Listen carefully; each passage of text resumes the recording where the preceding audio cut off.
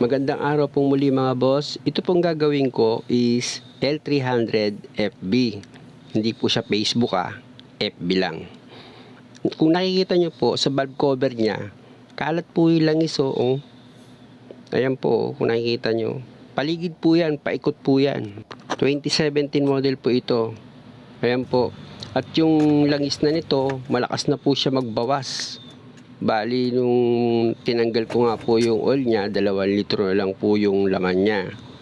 Ito mga boss, bago kayo magsimula magtanggal ng valve cover, pag ganun po siya karumi, puro po dumi, sigurado may mga kumapit na purong buhangin, alikabok.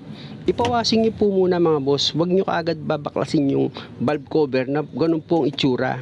Kasi pag binunot niyo po yung valve cover, ang mangyayari po niyan, lahat po ng dumi babaksak sa head pag tinanggal nyo yung valve cover.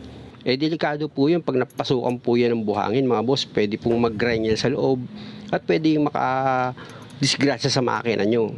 Kaya kailangan yan, pag binaklas nyo po yan, yung valve cover, pag ganun po siya kadumi, pawasin nyo po muna.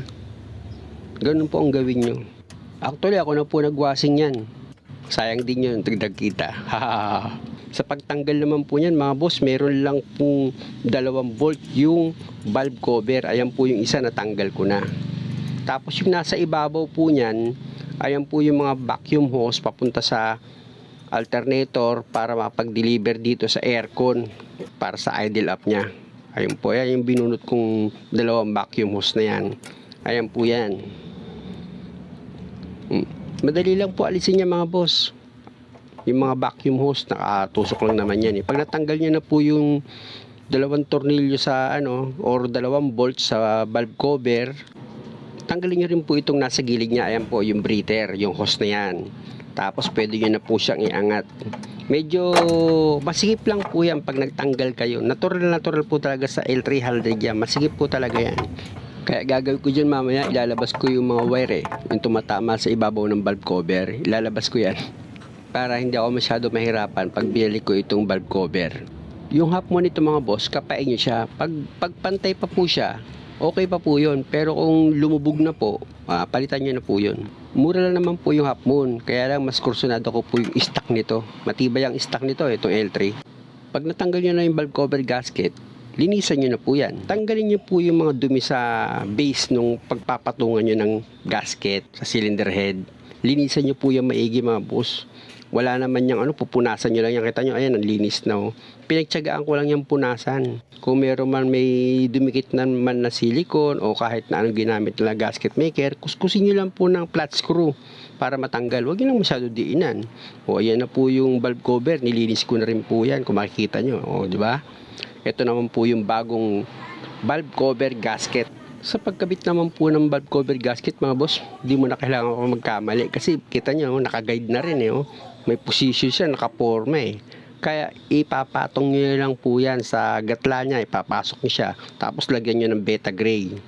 Yung sa base, lagyan nyo rin yan ng beta gray. Ay, nilagyan ko kasi hindi posibleng hindi sumayad po yung valve cover kung may salubong na kayong gasket maker, di kahit paano kahit sumayad siya mga boss, meron pa ring gasket maker na didikit sa bagong gasket na nilagay mo. Diba? Ayan medyo sumayad po yan Niretouch ko po yun. Naka-edit kasi to Kaya dapat po, yung pinaka-head, lagyan nyo rin po yun ng beta gray or gasket maker.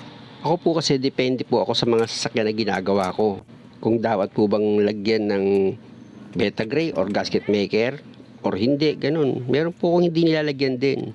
Katulad po nito, itong L300 tagasin talaga ang nito ang gasket nito Kaya pag ako naglagay ng beta gray dyan sa alubungan bukod sa gasket, pati yung pinaka cylinder head, nilalagyan ko rin po yun. Para pag nilapat ko po yung valve cover gasket, sa lubong po sila, makapit po siya. Kaya sabi ko sa inyo, dumidepende po ako sa sasakyan na pinaglalagyan ko ng mga gasket maker. Pag alam kong tagasin, ayan, talagang titibayan ko yan. Pero pag hindi naman, kahit walang gasket maker or beta gray, okay lang din. Depende po ako sa sasakyan pag ako gumagawa. Ngayon, pag naikabit nyo na po yan, nakita nyo po, nilabas ko po yung wire, diba? Kaya hindi po ako nahirapan. Ganun ang discarding gagawin nyo mga boss. Kasi, Naku, masikip talaga ipasok to. Medyo may inis ka talaga. Kaya ang gagawin mo, tatanggalin mo po yan para lumuwag-luwag ka. Inilabas ko po yung wire na yan. Nakaan lang naman yan, nakaklip lang naman yan. Tapos pag ano na, pwede mo na kagad ibalik pag gusto mo. Pag naipasok mo na tong valve cover. Bali sa ibabaw po ng valve cover, meron po yung 2 bolt na number 12 tapos isang number 10. Tapos pwede mo pong ibalik ito timing belt cover. Kaya ko po tinanggal yan mga boss. Naiipit po kasi ng timing belt cover itong valve cover. Kaya kailangan nyo po talagang tanggalin yan para makaluwag-luwag po kayo.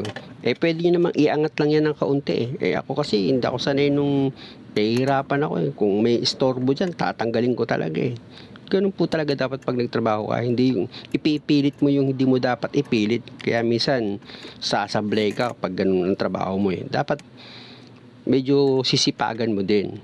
Ilang tornilyo lang naman yan. Lilimang tornilyo lang naman po yan tatanggalin. Iba kasi iaangat lang ng konti. Pwede na. Ay mali po yun para sa akin. Mas maganda po kasi yung maalwal ka magtrabaho. 5 bolt lang naman yan na number 10. Madali na naman po tanggalin yun. Tapos ibalik mo na uli itong mga vacuum hose nya na tinanggal mo. Ayun mga boss, di naman po kayo maliligaw dyan kasi may mga guide po yan. Meron pong nauna na hose tsaka meron pangalawa. Pwede mo na pong paanda rin pag okay na. Muli po maraming salamat sa panonood. Sana po meron po kayong natutunan kahit konti lang. At sana wag niyo naman pong kalimutang mag-subscribe sa channel ko. Pakipindot na rin po yung notification bell para lagi po kayong updated sa bawat video na ginagawa ko. Salamat!